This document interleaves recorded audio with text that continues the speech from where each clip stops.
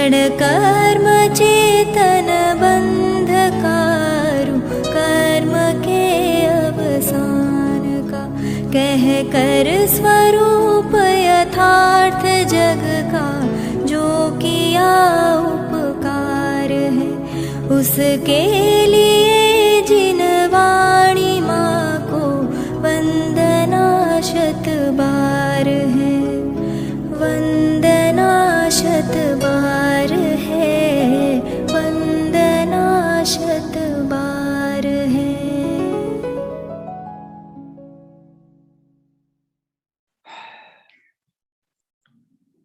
स्वदोष शांत्या विहितात्म शांति, शांतिर्विधाता शरणं गतानां, भूयाद् भवक्लेश भयोपशांत्यै, शांतिर्जिनो मे भगवान शरण्यः, शांतिर्जिनो मे भगवान शरण्यः। आज मैंने जो मंगलाचरण किया है वो इसलिए किया है कि आज 16वें तीर्थंकर शांतिनाथ भगवान का केवल ज्ञान कल्याणक है। और ये जो श्लोक मैंने पढ़ा है इसे आचार्य समंत भद्र स्वामी ने वृहत स्वयंभू स्तोत्र में शांतिनाथ भगवान की स्तुति करते समय पढ़ा है। मेरे अत्यंत प्रिय श्लोकों में से ये एक है। और इस श्लोक पर मैंने कई दफे बहुत विस्तार से स्वाध्याय चर्चा हमारी दैनिक सभा में की है। इस श्लोक का हिंदी में अर्थ ये है कि जिन्होंने अपने दोषों को शांत करके सच्ची शांति प्राप्त कर ली है, जो केवल नाम के शांतिनाथ नहीं है, जो वास्तव में शांतिनाथ हो गए हैं, ऐसे शांतिनाथ भगवान से मैं भक्ति करता हूं कि वे भी मेरे दोषों की शांति में निमित्त बने, मुझे भी आत्म शांति के निमित्त बने, और उनकी आराधना करते हुए मैं भी स्वयं भी एक दिन सच्चा शांतिनाथ बन जाऊं। ये इसका अभिप्राय है। बहुत सुंदर श्लोक है। मुझे अभी विस्तार से इस श्लोक का आशय बताने का समय नहीं है, लेकिन इतना निवेदन है कि इसकी 4 लाइनों में से कम पहली लाइन पर तो बहुत अधिक हमको आपको चिंतन करना चाहिए। पहली लाइन क्या है? स्वदोष शांत्या विहितात्म शांति। ये पंक्ति इतनी गजब की लगती है, मुझे लगता है द्वादशांग का मंत्र इसमें भर दिया। पूरा मोक्ष मार्ग यदि 1 इंच में किसी को बताना हो तो इसमें सब आ गया। स्वदोष शांत्या विहितात्म शांति। स्व माने अपने, दोष माने मोह राग द्वेष, शांत माने मिटाना नष्ट करना।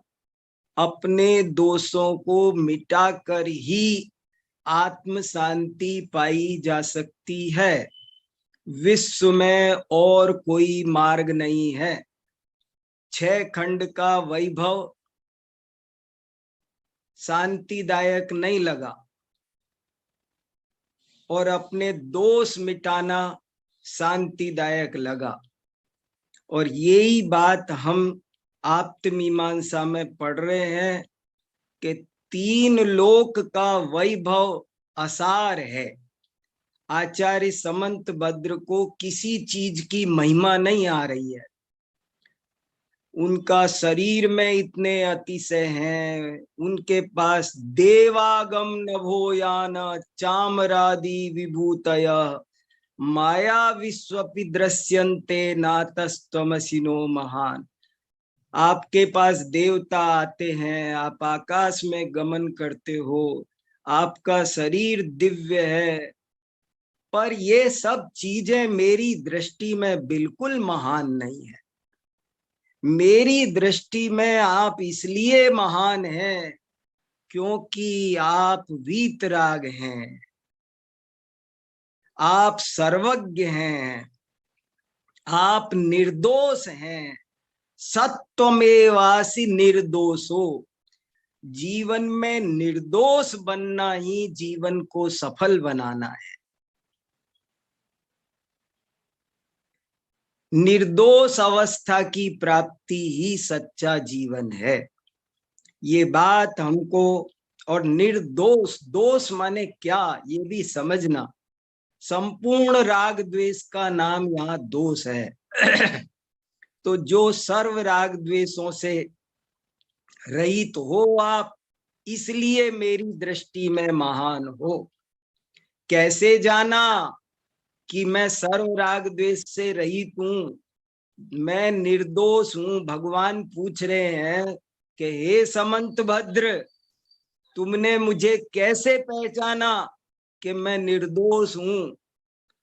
निर्दोष माने समझना, वो जनरल पब्लिक में जो निर्दोष समझता है, अपन को लगता है, अभी मैं कहूँ शैलेश जी आप दोषी हो तो अभी आप नाराज होगे, मैंने क्या दो अपराध किया है, मुझे जेल भेजोगे क्या आप? मैं निर्दोष हूँ, मैंने किसी की चोरी नहीं की। लेकिन भाई, ये जो आत्मा में राग द्वेष का परिणाम उत्पन्न होता है, ये दोष है। निर्दोष अवस्था की प्राप्ति तो समंत भद्र स्वामी से पूछ रहे हैं अरिहंत भगवान कि तुमने कैसे जाना कि मैं निर्दोष हूं? तो कमाल कर दिया, ऐसा कोई आदमी मिलेगा नहीं। कहां से वो ढूंढ कर लाए?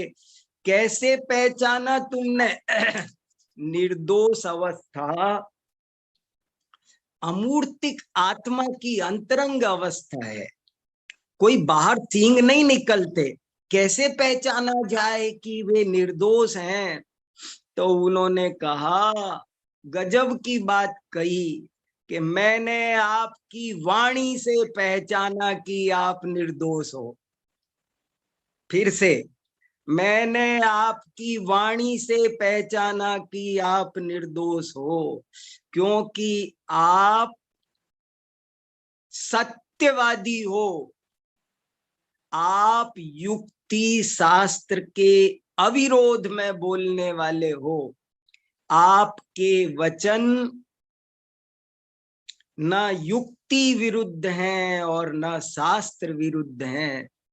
इससे मैंने पहचाना कि तुम निर्दोष हो, क्योंकि झूठ बोलने वाले या तो रागी द्वेषी होते हैं या अज्ञानी होते हैं। आपका वचन झूठ नहीं है, आपका वचन कसौटी पर कसा हुआ एकदम सत्य है।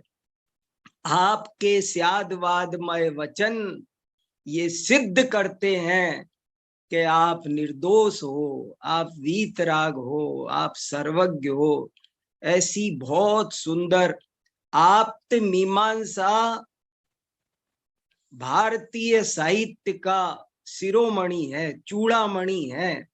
इस ग्रंथ को बहुत सावधानी से समझना चाहिए। गंभीर देव शास्त्र गुरु तत्व का स्वरूप सब कुछ इसमें से समझ में आ, गहरे गहरे न्याय भरे हैं, बहुत गहरे गहरे न्याय भरे हैं।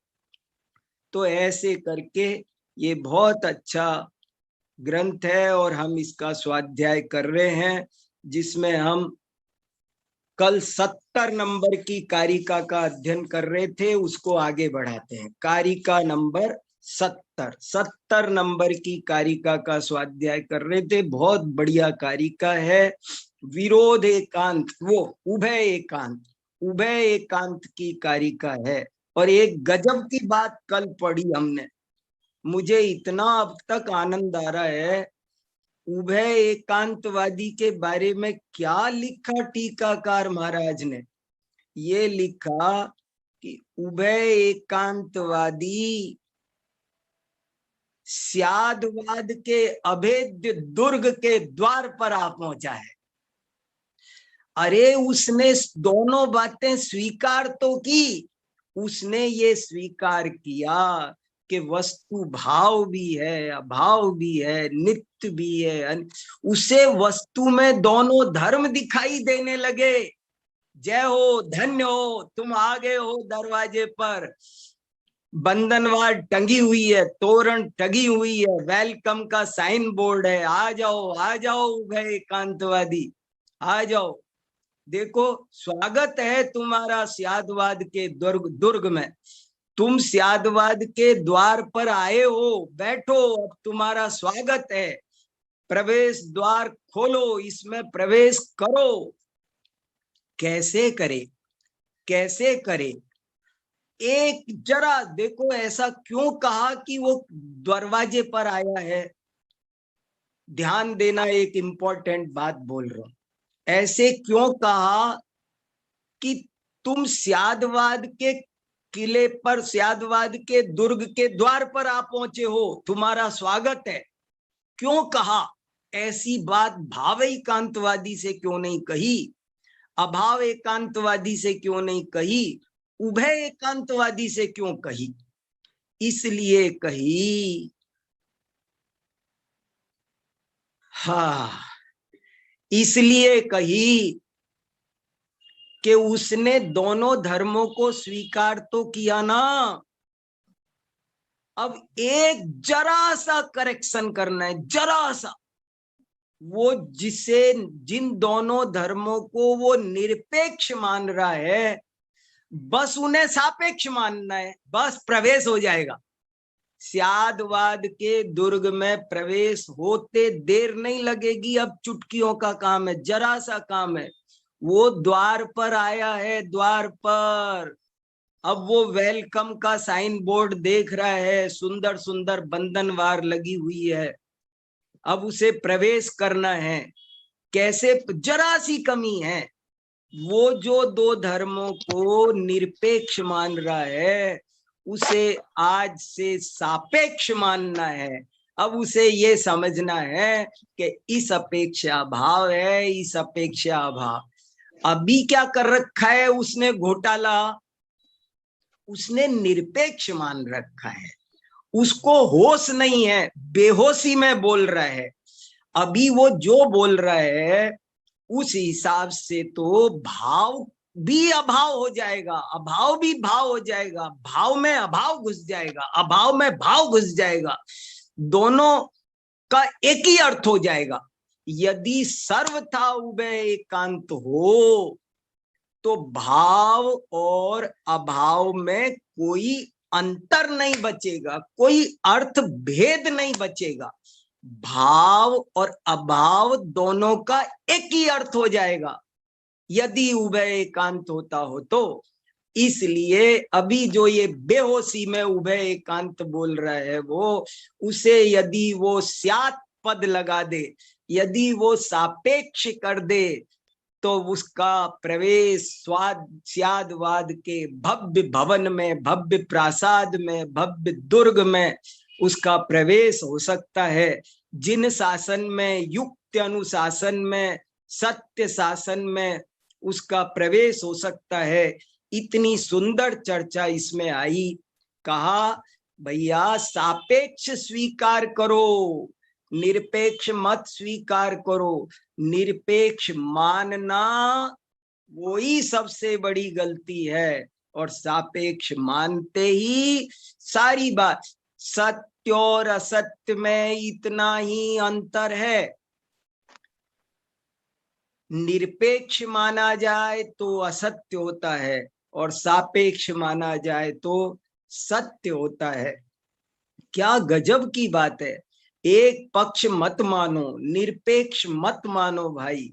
समय सार का की 331 नंबर की गाथा, बहुत बढ़िया गाथा है, उसकी टीका पढ़ने योग्य है, पढ़ना आप। समय सार गाथा 331 और वहां एक कलश भी आया है, बहुत सुंदर, कलश नंबर 204। उस कलश नंबर 204 में और उस 331 नंबर गाथा की टीका में एक बहुत ही मर्मस्पर्शी पंक्ति लिखी है, एक अत्यंत महत्वपूर्ण पंक्ति समंत भद्र अमृत चंद्र महाराज ने लिखी है। क्या लिखी है? जो निरपेक्ष तत्व मानते हैं, एक ही पक्ष को स्वीकार करते हैं, अपर पक्ष का निषेध करते हैं, वे श्रुति के कोप भाजन बनते हैं। क्या शब्द है, सुनो तो सही, गजब। आचार्यों के शब्द तो सुनो, आचार्यों के शब्द तो सुनो। क्या कह रहे अमृत चंद्र महाराज? जो वस्तु के एक पक्ष को स्वीकार करते हैं उन पर श्रुति कुपित होती है, वे श्रुति के कोप भाजन बनते हैं। मुझे तो ये शब्द ही इतना प्रेरणास्पद लग रहा है। ऐसा लगता है इससे ज्यादा और अगर डांटा भी जाए तो इससे बढ़िया क्या और डांटा जाएगा, और क्या गुस्सा किया जाएगा, और क्या गुस्सा किया जाएगा। उन्होंने कहा जो एक पक्ष स्वीकार करते हैं वे श्रुति के कोप भाजन होते हैं। श्रुति समझ में आया? श्रुति माने जिनवाणी, वे जिनवाणी के कोप के भाजन है। जिनवाणी उन पर क्रोध करती है, जिनवाणी को गुस्सा आता है ऐसे लोगों को देख करके। जो एक पक्ष को स्वीकार करते हैं श्रुति कुपित होती है। अरे इनकी भाषा तो देखो, इन आचार्यों की भाषा तो देखो, श्रुति के कोप भाजन। तो अब सोचो, आपको हमको श्रुति का कोप भाजन बनना है या प्रिय भाजन बनना है? श्रुति हमसे प्रेम करे, हमें श्रुति का प्रिय भाजन बनना है या कोप भागी बनना है?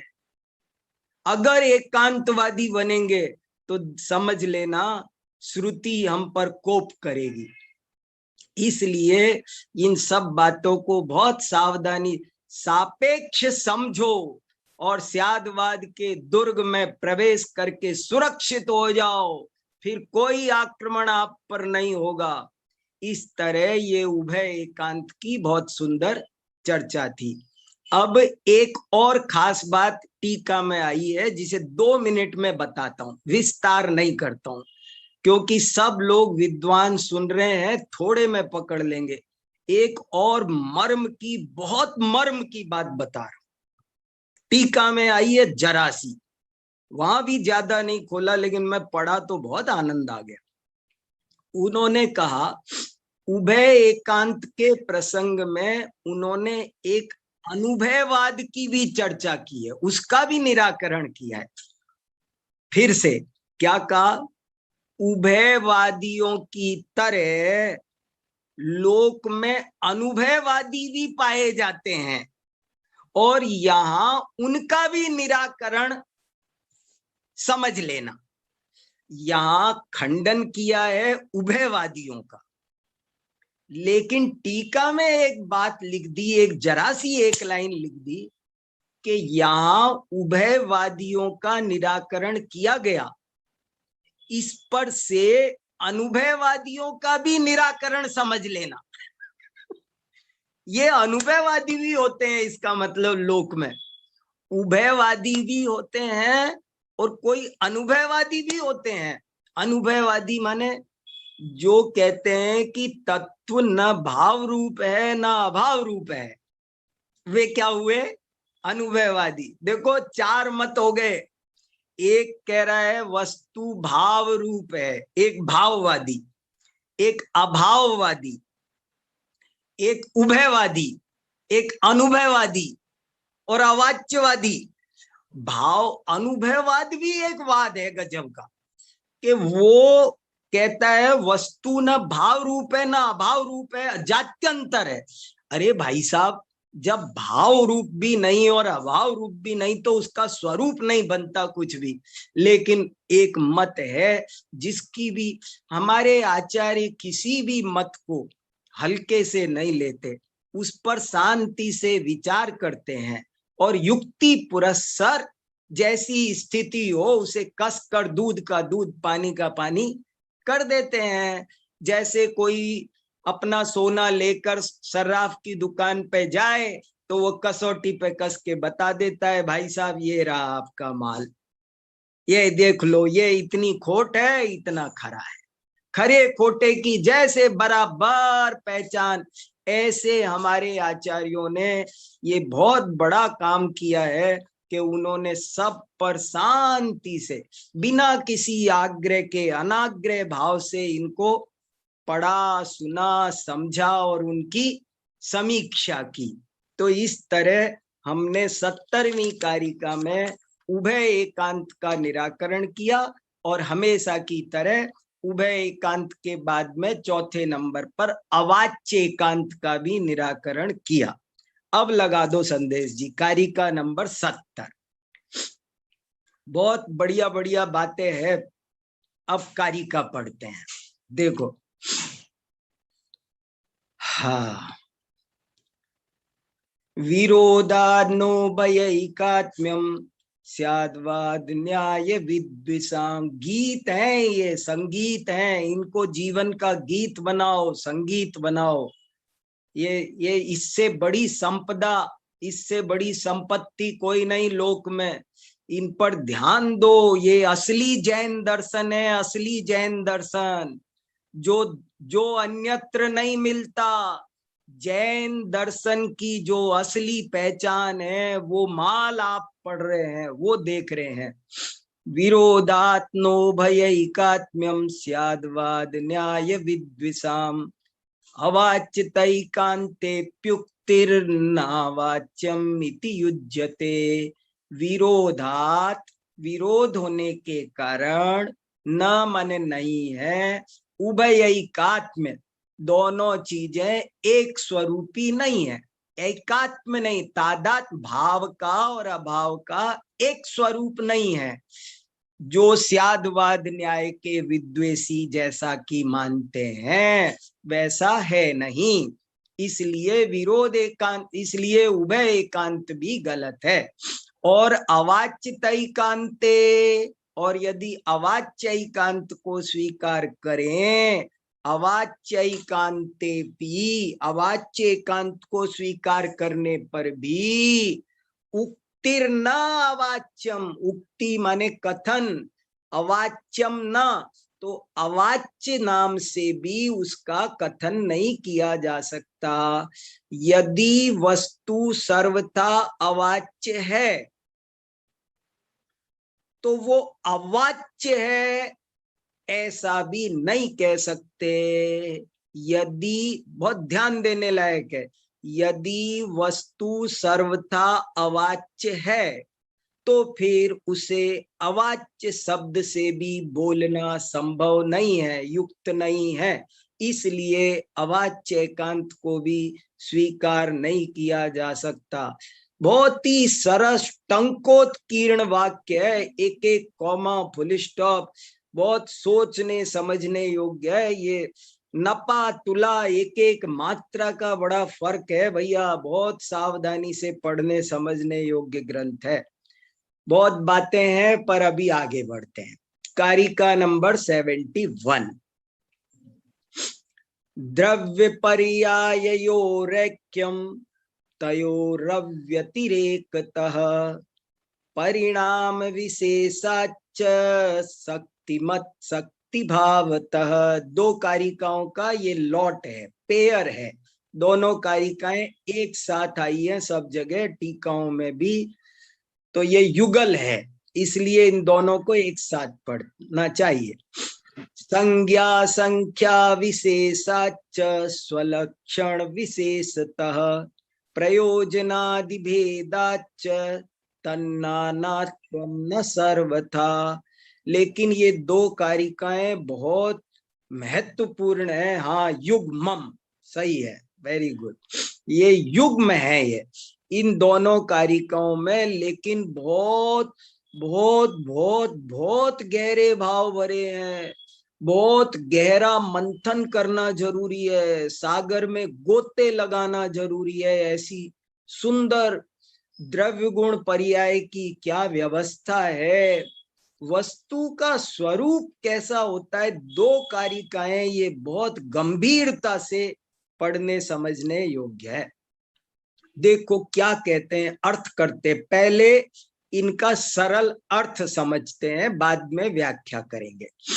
द्रव्य पर्याययोः, द्रव्य और पर्याय इन दोनों का, पर्याययोः क्या होता है, षष्ठी विभक्ति द्विवचन, द्रव्य और पर्याय का ऐक्यम, ऐक्यम माने एकता, ऐक्यम, ये रैक्यम लिखा है ना, विसर्ग का रे हुआ, ऐक्यम, द्रव्य और पर्याय इन दोनों की एकता, एक ऐक्यम माने एकता, द्रव्य और पर्याय इन दोनों की एकता है।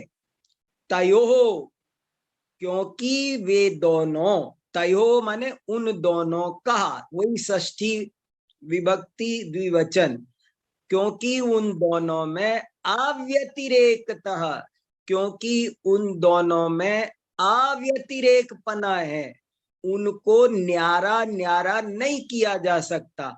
ऐसा नहीं हो सकता कि द्रव्य को तो रख लो घर पर, पर्याय को ले जाओ ऑफिस, पर्याय को रख आओ ऑफिस, द्रव्य को ले आओ घर, ऐसे उनको न्यारा न्यारा नहीं किया जा सकता। एक द्रव्य को तो रख दो किचन में और पर्याय को रख दो स्टडी रूम में, एक को बेडरूम में कर दो, ऐसे कुछ होता नहीं है।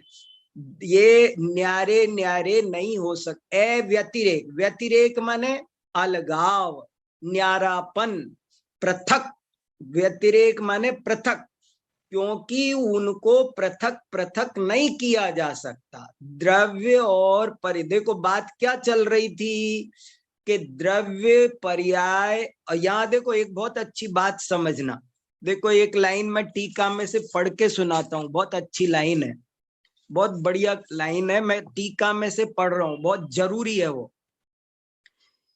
इस कारिका में द्रव्य शब्द के द्वारा गुणी, सामान्य और उपादान कारण, इन सब का ग्रहण समझ लेना, और पर्याय शब्द में गुण, विशेष और कार्य, इन सब का ग्रहण समझ लेना। अपन चर्चा कर रहे हैं ना, द्रव्य और पर्याय में, गुण और गुणी में, कारण और कार्य में, तो यहाँ द्रव्य और पर्याय पर घटित करके बता रहे हैं, लेकिन इसकी जैसे द्रव्य और पर्याय पर घटित करके बता रहे हैं, ऐसे ही गुण, गुणी, पर्याय, पर्यायी, सामान्य, सामान्यवान, वो जो सब शुरू में कहे थे वे सब ले लेना यहाँ पर। तो देखो कितना बढ़िया है। उक्त इस कारिका में द्रव्य शब्द के द्वारा गुणी, सामान्य, उपादान, इन सब का ग्रहण कर लेना, और पर्याय शब्द के द्वारा गुण, विशेष, कार्य आदि सभी का ग्रहण कर लेना। अव्यतिरेक शब्द अशक्य विवेचन का वाचक है, अर्थात द्रव्य और पर्याय को एक दूसरे से पृथक नहीं किया जा सकता। द्रव्य और पर्याय कथनचित अभिन्न है, क्योंकि द्रव्य से पर्याय को पृथक नहीं किया जा सकता और पर्याय से द्रव्य को पृथक नहीं किया जा सकता। यद्यपि, ये भी लाइन बहुत ध्यान दे के सुनने लायक है, यद्यपि द्रव्य और पर्याय का प्रतिभास भिन्न भिन्न होता है, किंतु प्रतिभास भेद होने पर भी उनको पृथक करना संभव नहीं है, इसलिए वे एक ही है।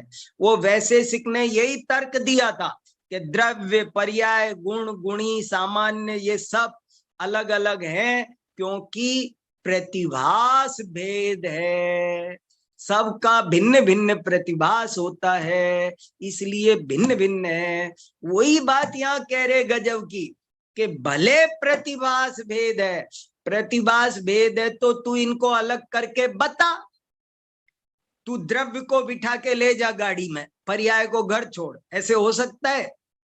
जैसे दुनिया में पति पत्नी का होता है कि भाई पति जा रहा है पत्नी रह गई, ऐसे कुछ होता है? द्रव्य और पर्याय में कोई पति पत्नी का रिश्ता है, कुछ है, क्या है ये? तो बोले तयोरव्यतिरेकतः द्रव्य पर्याययोरैक्यम तयोरव्यतिरेकतः परिणाम विशेषाच्च शक्तिमत् शक्ति भावतः। और इस दूसरी लाइन के दो अर्थ है, दूसरा अर्थ बाद में बताऊंगा, अभी एक ही अर्थ। द्रव्य और पर्याय में एकता है क्योंकि उन दोनों को अलग अलग नहीं किया जा सकता। परिणाम विशेषाच्च, और द्रव्य का ही परिणाम है पर्याय, एक दूसरे के परिणाम, एक उनमें परिणाम परिणामी का संबंध है, वे अलग नहीं हो सकते। द्रव्य और पर्याय में परिणामी परिणाम का संबंध है, इसलिए वे अलग नहीं किए जा सकते। और शक्ति मत शक्ति भावतः, देखो कैसी गजब की संधि है ये, शक्ति मत शक्ति भाव। ये शक्ति लिखा है लेकिन शक्ति नहीं है, ये शक्ति है। ये संस्कृत की संधियों में ऐसा ही खेल होता है। श्रीमत, एक बार चिट्ठी भेजी किसी ने शरद चंद्र को कलकत्ता संस्कृत में, तो उन्हें लिखा श्रीमच्छर चंद्र, श्रीमच्छर चंद्र।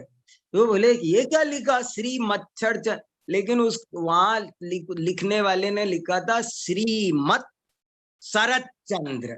अब शरद चंद्र संस्कृत के नियम, संधि के नियम के अनुसार से का छह बन गया, तो वही यहाँ हो गया जो श्री शक्तिमत, शक्तिमत में तय था आधा और आगे से था, और उस से के कारण आगे का तय तो हो गया चे और से को होना पड़ा छह। तो शक्तिमत शक्ति भाव था, शक्ति और शक्तिमान का इनमें स्वरूप है, संबंध है। द्रव्य शक्तिमान है, पर्याय शक्ति भाव है, ये इनमें संबंध है, इसलिए इन दोनों में एकता है। क्या अर्थ हुआ? द्रव्य और पर्याय दोनों में एकता है क्योंकि इन दोनों को अलग नहीं किया जा सकता, तथा इनमें परिणाम और परिणामी का संबंध है, तथा इनमें शक्ति भाव और शक्तिमान का संबंध है, इसलिए द्रव्य और पर्याय में एकता है। एक अर्थ। दूसरी कारिका का अर्थ, संज्ञा संख्या विशेषाच्च स्वलक्षण विशेषतः। हाँ, शक्ति भाव, शक्ति भाव का मतलब है शक्ति भाव रूप है, गुण रूप है, पर्याय रूप है। यहाँ शक्ति में गुण पर्याय सब ले लिया, वो उसकी विशेषता है, वो उसकी शक्ति है। द्रव्य शक्तिमान है और पर्याय शक्तियां हैं। द्रव्य शक्तिमान है, पर्याय शक्तियां हैं। और संज्ञा संख्या विशेषाच्च, ये भी बहुत गजब की बात है। संज्ञा, संज्ञा माने नाम, संख्या गिनती, संख्या माने गिनती, संज्ञा संख्या आदि अनेक विशेषों से, विशेषात पंचमी विभक्ति एक वचन, विशेषाच्च, च माने और संज्ञा संख्या विशेष आदि की अपेक्षा से स्वलक्षण विशेषता और सबके लक्षण न्यारे न्यारे होने की वजह से, द्रव्य का स्वलक्षण न्यारा है, पर्याय का स्वलक्षण न्यारा है, उसमें विशेषता है, उसमें अंतर है, उसमें फर्क है। और प्रयोजनादि भेदाच्च, और द्रव्य का प्रयोजन न्यारा है, पर्याय का प्रयोजन न्यारा है, ये चीजें न्यारी न्यारी है। प्रयोभेदात, भेद होने से, तन्नानात्वम, उनमें नानात्व है। नानात्व माने अलग पना है, भिन्न पना है। तन्नानात्वम, उनमें भिन्न पना है। न सर्वथा, न सर्वथा, ये शब्द बहुत आता है, बार बार आता है। न सर्वथा, सर्वथा नहीं लगाना, सर्वथा नहीं लगाना। देखो कल एक प्रश्न आया था और वो बाद में मेरे को कई लोगों ने व्हाट्सएप किया है, भेजा है, बहुत लोगों ने लिखा है, बहुत लोगों को एक शंका हो रही है और मुझे भी थोड़ी सी हो रही है। इसलिए अब मैं आप सबके सामने उस शंका को रखता हूं। ये न सर्वथा शब्द आया ना, यहां पर भी आया। कल एक मुद्दा उठा था कि क्या अपेक्षा बताने के बाद सर्वथा लगा सकते हैं? संदेश भैया सुन रहे हो? आपका प्रश्न भी था ये, बहुत इंपॉर्टेंट प्रश्न कि भाई वैसे तो नहीं लगाना सर्वथा, वैसे तो, लेकिन जब हमने अपेक्षा बता दी तब तो हम सर्वथा लगा देना। और बहुत लोगों ने मुझे ये लिखा है कि साहब फिर तो लगा सकते हैं। लगभग सब लोगों का ये मत है कि फिर तो सर्वथा लगा सकते हैं।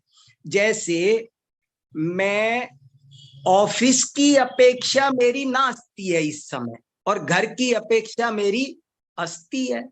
तो अब तो अपेक्षा खोल, जब बिना अपेक्षा कहेंगे तब तो बोलेंगे मेरी स्याद अस्ती है, स्याद नास्ती है। ऑफिस की अपेक्षा नास्ती, घर की अपेक्षा अस्ती। लेकिन जब अपेक्षा बता दी तब तो सर्वथा लगा देना, ऐसा बहुत लोगों का कहना है। और सब कह रहे हैं कि अपेक्षा बताने के बाद तो लगा देना चाहिए। लेकिन भैया देखो, मेरा विचार पता नहीं क्यों मेरे तो है ना गले नहीं उतर रही बात। मुझे सर्वथा शब्द कहीं पर भी लगाना फिलहाल उचित नहीं लग रहा।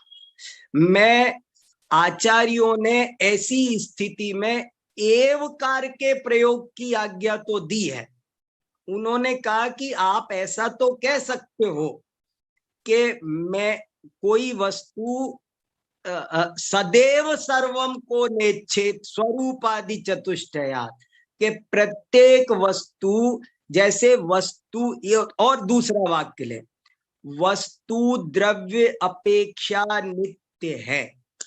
अब लोग पूछ रहे अब तो सर्वथा लगा दें, वस्तु द्रव्य अपेक्षा सर्वथा नित्य है, वस्तु पर्याय अपेक्षा सर्वथा नित्य है, अब तो लगा दें। लेकिन मुझे समझ में नहीं आ रहा। स्थूल अपेक्षा से आप कहो तो कह दो भले, एक मोटा मोटी स्थूल अपेक्षा से कोई कहे तो भले मैं सुन लूंगा शांति से। लेकिन मुझे लगता है अभी भी सर्वथा नहीं लगाना चाहिए, अभी भी सर्वथा नहीं लगा, सर्वथा कभी नहीं लगाना चाहिए, ऐसे मेरा ख्याल बन रहा है। क्यों नहीं बन रहा है कि मैं आपको ये बताना चाहता हूं। देखो सोचो, जैसे मैं घर की अपेक्षा सत, ऑफिस की अपेक्षा असत, लेकिन अभी भी घर की अपेक्षा सत में भी सर्वथा नहीं लगा सकते आप, क्योंकि मैं पूरे घर में व्याप्त नहीं हूं।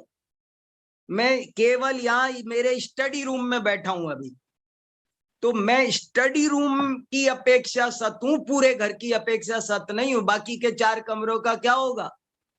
और फिर स्टडी रूम में भी पूरे में व्याप्त नहीं हूं, एक कुर्सी पर बैठा हूं। तो घर की अपेक्षा सर्वथा सत कहां हुआ? स्टडी रूम की अपेक्षा भी सर्वथा सत कहां हुआ? बंदर पेड़ पर बैठा है, ऐसे उदाहरण दिया आचार्यों ने कि बंदर पेड़ पर बैठा है, फिर कहा वो संपूर्ण पेड़ पर थोड़ी बैठा है, वो तो एक शाखा पर बैठा है, एक शाखा पर भी पूरी पे थोड़ी बैठा है। इसलिए सर्वथा शब्द लगाने की अभी भी जरूरत नहीं लग रही मुझे। तो एवकार का प्रयोग किया जाता है और उसका बहुत बढ़िया शास्त्रीय विधान है। तीन तरह का एवकार होता है जिसकी चर्चा अभी तक आई नहीं है, आगे प्रकरण आएगा। व्यवच्छेद करने के लिए एवकार होता है, कभी विशेषण का व्यवच्छेदक होता है, कभी विशेष का व्यवच्छेदक होता है और कभी क्रिया का व्यवच्छेदक होता है। व्यवच्छेदक माने निराकरण करने वाला। तो ऐसे एवकार तो कदाचित आप लगाएं, लेकिन सर्वथा लगाना मुझे अभी भी खतरनाक लग रहा है। बार बार शास्त्रों में आया है सर्वथा नियम त्यागी, सर्वथा शब्द को बार बार बार बार रोका गया है। इसलिए स्थूल विवक्षा से कोई लगाता हो तो मैं शांति से सुन लूंगा, कोई बात नहीं, लेकिन मुझे अभी जम नहीं रहा कि उसमें सर्वथा लगाना चाहिए। मेरे हिसाब से अभी नहीं लगाना चाहिए। फिर भी आप लोग सोचो और अब मुझे कुछ आप लोग बोलो। मैंने बहुत देर बोल लिया, अभी बहुत अच्छी अच्छी बहुत सारी बातें हैं, लेकिन आप सुधा जी, नवीन जी, सब लोग देखो भैया, बहुत दिनेश जी, सब कितनी चिंतन, दीपाली जी, सुनील जी, देखो सब लोग बताओ भैया। हाँ, ये अभी मुझे समझाना है। सीरीज जी, जो आप पूछ रहे संज्ञा, प्रयोजन, संख्या, अभी इस कार्य, ये जो मैंने दो कारिकाएं आज पढ़ी है, इन दो कारिकाओं का तो अभी मैंने केवल सामान्य अर्थ लगाया है, व्याख्या नहीं की है भैया। अभी आपको मैं इसमें बहुत गहराई है, क्या संज्ञा, संख्या, विशेषण, सब लक्षण सब घटित करके बताना है। अभी वो उसमें बहुत बड़ा संसार है, वो पूरा मॉल का मॉल खुल के आएगा उसमें। हाँ हाँ, चलिए बोलिए। हाँ, सुनील जी भी। हाँ, नमो जी गुरु जी। हाँ, नमो जिनाड़, सुना। आपने अनुभववादी की बात की। हाँ, तो वो दोनों भी नहीं मानता है। हाँ, तो फिर क्या वो शून्यवाद जैसे हो जाएगा? हाँ, वो देखो क्या हो रहा है, ये चिंतन की तरह तरह की स्थितियां बनती है।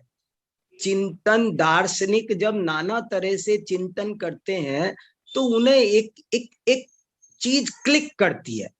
कभी उनको लगता है वस्तु भाव रूप है, कभी लगता है अभाव रूप है, कभी लगता है भावात्मक है, कभी लगता है ना ना ना ना ना भाव है ना अभाव है। तो ऐसे उसमें नाना विकल्प बनते हैं, और जब उन्हीं को पकड़ के कोई बैठ जाता है तो वो एकांतवाद हो जाता है। जब एक धारणा जो विकसित हुई उसको पकड़ के बैठ गया, अनुभववादी को ये इसको पकड़ के बैठ गया कि भाई देखो, ना तो भाव है ना अभाव है, नहीं है भाई। वो तो जैसे अनध्यवसाय टाइप का नहीं होता, अनध्यवसाय, हाँ, अनध्यवसाय टाइप का होता है ना। संशय वाला 2 कोटि में तो झूल रहा है, लेकिन ये तो कुछ नहीं। कुछ इस तरह का अनुभववाद भी विद्यानंद स्वामी के समय चलता रहा है, तभी उन्होंने अष्टसहस्त्री में उसका उल्लेख किया, ये मैं कहना चाहता हूँ। हालांकि बहुत ज्यादा नहीं आया है शास्त्रों में अनुभववाद, उभयवादियों की चर्चा आई है, पर अनुभववाद मैंने सोचा मेरी ड्यूटी बनती है बताना, और सब लोग विद्वान बैठे हैं तो एक इतनी अच्छी चर्चा, उसको भी थोड़ा संकेत तो कर दूं मैं, इसलिए किया। जी भाई साहब, उसमें एक ऐसा प्रश्न था सर्वथा वाली बात में।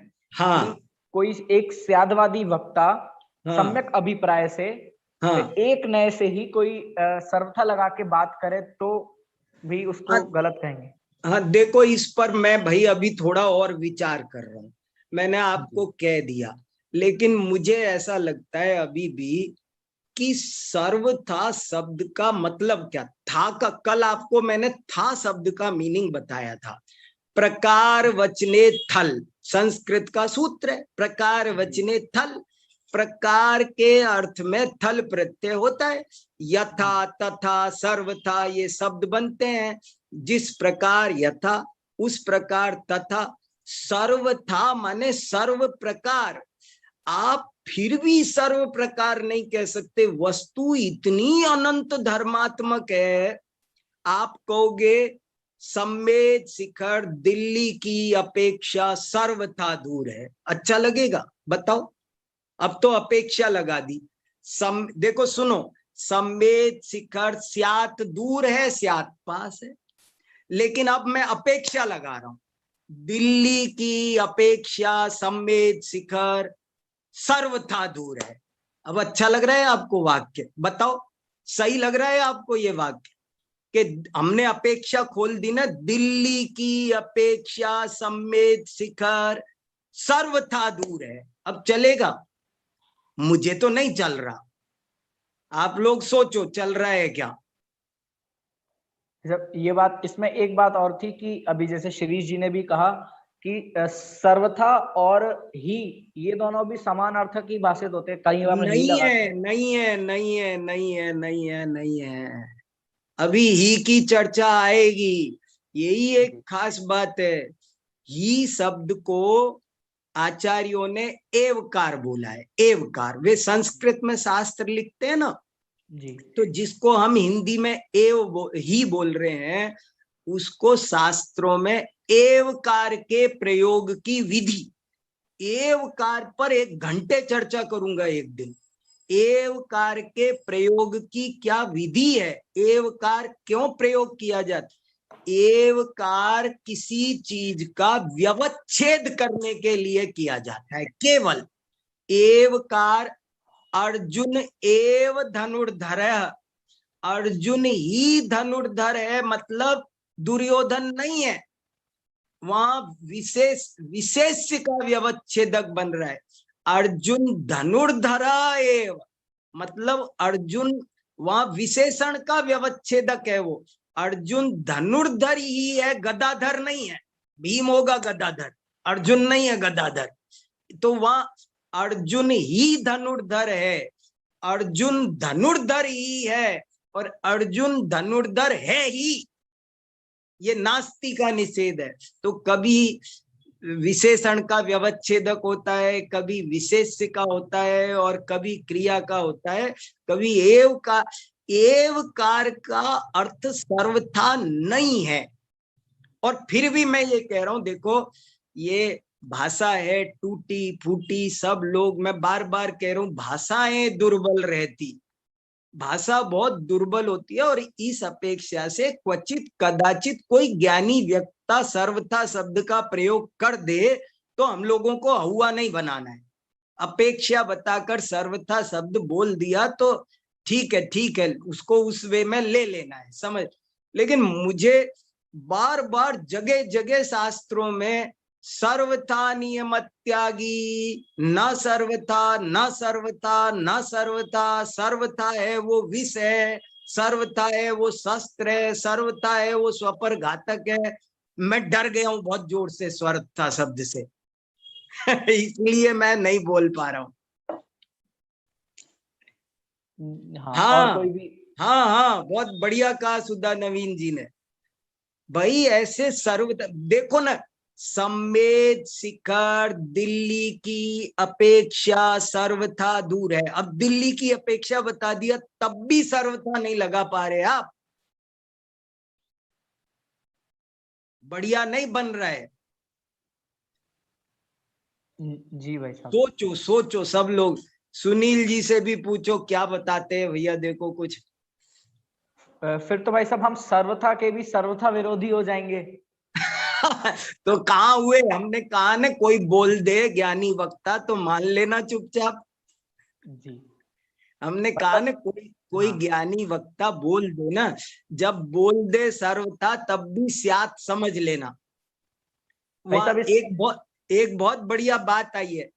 एक और बात कहना चाह रहा था मैं। देखो अपनी स्यादवाद पर ये यहाँ पर थोड़ी गहरी चर्चा चलने लगी है।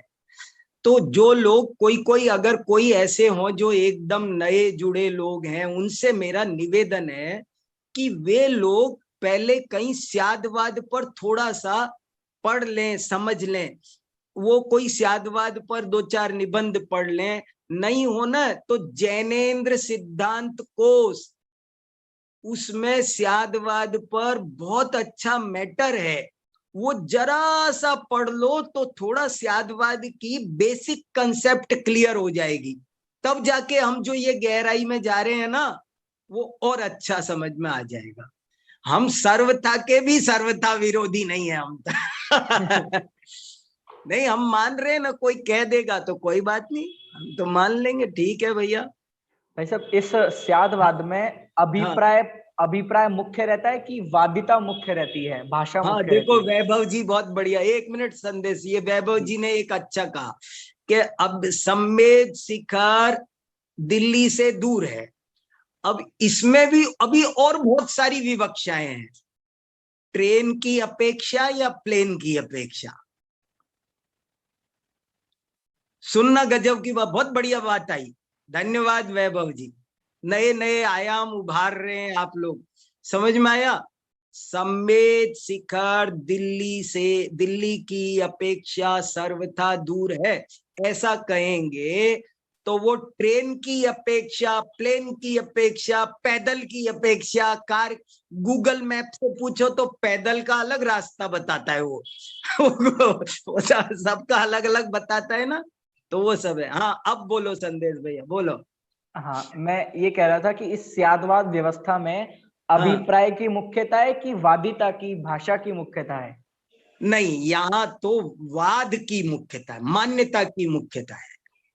यहाँ पर मान्यता की मुख्यता है, मान्यता को भाषा में समझाया जा रहा है, भाषा में दिखाया जा रहा है। भाषा के बिना हमारी समझ में नहीं आएगा ना, दिखाने के लिए। अभिप्राय की मुख्यता नयवाद में होती है। हाँ वही है, ये स्यादवाद और नयवाद पर्यायवाची है। अच्छा, मैंने स्यादवाद पर एक प्रश्नोत्तरी भेजी थी, स्यादवाद और नयवाद पर्यायवाची हैं, सब लोग सुन लो। नयवाद का ही दूसरा नाम स्यादवाद है। हाँ, शिरीष जी कुछ कह रहे हैं।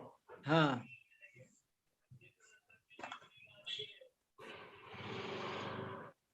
हाँ, जय जिनेन्द्र पंडित जी। बोलो भैया। मैं यही कह रहा था पंडित जी कि मुझे सर्वथा जो शब्द है ना वो जब हमने सर्वथा में सर्व आ गया, मैंने टेक्स्ट में भेजा था, तो हाँ, सर्व आ गया तो अपेक्षा ही रहेगी। जब हमने अपेक्षा करी तो हमने हाँ, किसी एक अपेक्षा से लिया तो वहां पर सर्व अपने आप ही कट हो गया एक्चुअली। और जब हाँ, हमने अपेक्षा करी तो अब हाँ, हम उसका अपेक्षा के अंदर निश्चय नय से निश्चय नय से सर्वथा अगर हम ऐसा बोलेंगे तो शब्द वहां फिट नहीं होता, वहां पर एव शब्द ही उचित लगता है। हाँ, कुछ जम नहीं रहा सर्वथा। और फिर भी देखो, मैं अभी बता रहा हूं, मैं भी सोचूंगा, और अगर कोई बात होगी तो अपन आपने, हमारी कक्षा चल रही है, मैं बताऊंगा उसमें क्या है, चर्चा करेंगे। हाँ जी, ठीक है पंडित जी। भाई साहब अभय जी भी सुन रहे हैं, वो भी बताते हैं, मार्गदर्शन करते हैं, सब लोग सुन रहे हैं, अच्छा है। हाँ हाँ, सुनील जी भाई साहब को भी हाँ, हाँ सुनील जी भाई साहब से सुनो भैया जरूर, आज इनको बोलने दो अब शांति से कुछ। अरे दो बात अच्छी बस अच्छी। 2 मिनट भाई साहब, जय जिनेन्द्र। हाँ सुनाओ। ये दोनों कारिकाएं जो हैं भाई साहब, 71 और 72 वाली, हाँ हाँ 2-3 बातें इनमें से निकल के आ रही है हाँ कि जब जब भी नयों के भेद प्रभेदों की चर्चा चलती है हाँ तो द्रव्यार्थिक और पर्यायार्थिक, हाँ दो नयों की चर्चा चलती है। वहां एक प्रकार का प्रश्न भी आता है कि गुणार्थिक नाम का कोई नय क्यों नहीं कहा है। वाह। वो क्योंकि भेद है ना, इसलिए हाँ वो गुण भेद कहो, पर्याय भेद कहो, सब पर्यायार्थिक नय के विषय है। हाँ तो कारिका के प्रारंभ में ही द्रव्य और पर्याय इन दोनों में एकता है, ऐक्यम लिखा है। हाँ तयोः अव्यतिरेकतः, हाँ ये बहुत मार्मिक बात। और इसमें जुगल किशोर जी साहब ने, साहब ने बहुत सुंदर व्याख्या भी की है, आपने काफी कुछ पढ़ के भी बताया। हाँ द्रव्य गुणी के अर्थ में, सामान्य के अर्थ में, उपादान के अर्थ में, हाँ उपादान कारण के अर्थ में, पर्याय शब्द के भी ऐसे गुण है, विशेष है, कार्य द्रव्य, बहुत हाँ सुंदर विवेचन किया है। एक तो ये प्रमेय बहुत अंदर में मतलब ये समझने जैसा लग रहा है। हाँ दूसरी बात वैसा, जैसे संज्ञा, संख्या, लक्षण और प्रयोजन, ये चार तो अपन ने नाम प्रायः सुने हैं। हाँ संज्ञा, संख्या, लक्षण, प्रयोजन। बराबर। इसमें पहली कारिका 71वीं कारिका की दूसरी पंक्ति में हाँ परिणाम, परिणामी वाह और शक्ति और शक्ति भाव, शक्तिवान, हाँ दो और विवक्षाएं भी उन्होंने ऐड की है मूल कारिका में। समन्वत आचार्य देव ने मूल कारिका में ऐड किया है। अच्छा लगा, ये भी बहुत ध्यान में लेने लायक। और आपने जो इशारा किया हाँ एवकार वाली जो बात है, हाँ वो सर्वथा के साथ वो जो भी आपने मीमांसा की वो हाँ। अभी भी अपन लगा नहीं सकते हैं। वो हाँ। एवकार वाली बात, ये जो भी आपके साथ में सहमत भी हो, मुझे वो बात अच्छी भी लगती है, जिनागम में अपन सुनते हैं। लेकिन पता नहीं क्यों दिमाग में एक भाई साहब विचार आते हैं कि हाँ। जैसे बात आई ना कि एवकार का प्रयोग हम्म, व्यवच्छेद के लिए किया जाता है, ठीक है। हाँ हाँ आपने उदाहरण दिया अर्जुन का वगैरह, हाँ तो एक मेरे दिमाग में विचार आ रहा है कि व्यवच्छेद के लिए एव का प्रयोग करना, ये तो उसका पराश्रित प्रयोग हो गया। हाँ वेरी गुड। वो ये भी बहुत इंपॉर्टेंट बात है। हाँ बहुत वो उसका स्वाश्रित प्रयोग है, वो उसको पुष्ट करेगा। हाँ बहुत बढ़िया। वो ये व्यवच्छेद भी पराश्रित है, पराश्रित हो गया वो। हाँ कल एक बहुत बढ़िया बात सुनाई थी मैंने, जय धवला पहली पुस्तक पेज नंबर 13-14, उस पर एक बात लिखी है, प्रत्येक वस्तु द्विस्वभावी है, प्रदीपवत। बोले जैसे दीपक दो काम करता है, वो अंधकार को भगाता है और प्रकाश करता है, निरंतर दो काम करता है। ऐसे ही जगत की प्रत्येक वस्तु भावात्मक है, द्विस्वभावी है। बराबर है। तो ऐसे ही एवकार भी दो तरफ काम कर रहा है, उसका भी द्विप्रयोग धर्म है। वो अपनी बात को पुष्ट करता है और दूसरी को का व्यवच्छेद करता है। वो वही बात है, जैसे भारत की सुरक्षा एक अंतर से एक बाहर से कोई आक्रमण न कर सके, ये भी जरूरी है भारत की अखंडता के लिए, और भारत अंदर से न टूट जाए, वो भी जरूरी है। तो ये जो स्यात् पद है, एव पद है, ये ऐसे ही है। वो छोटे दादा भाई साहब, हाँ छोटे दादा ने अभी वो एकत्व विभक्त के व्याख्यानों में एक बहुत सुंदर उदाहरण दिया था। हाँ भारत देश में अंदर ही अंदर कलह न हो, अंदर में एकता हो, इसके लिए होम मिनिस्टर होते हैं। हाँ। और बाहर के विदेशों से संबंध बराबर बने रहे, इसके लिए फॉरेन मिनिस्टर होते हैं। वाह, दो मंत्री। बढ़िया बात कही थी वाह बहुत बढ़िया, बहुत अच्छा। ठीक है, एवकार का भाई साहब आप लीजिए एक आध बार कभी, अच्छा लगा। हाँ करेंगे, घंटा बढ़िया लेंगे। जरूर जरूर जरूर जरूर।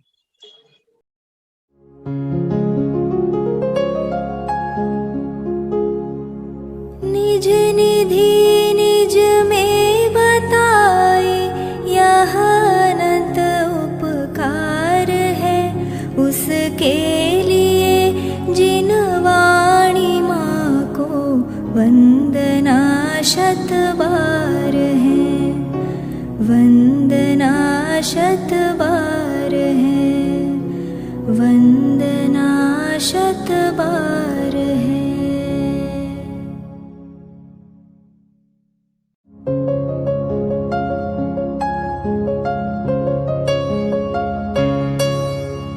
हे जिन वाणी भारती, तो ही जपो दिन रैन, जो तेरी शरणा गहे, सो पावे सुख चैन।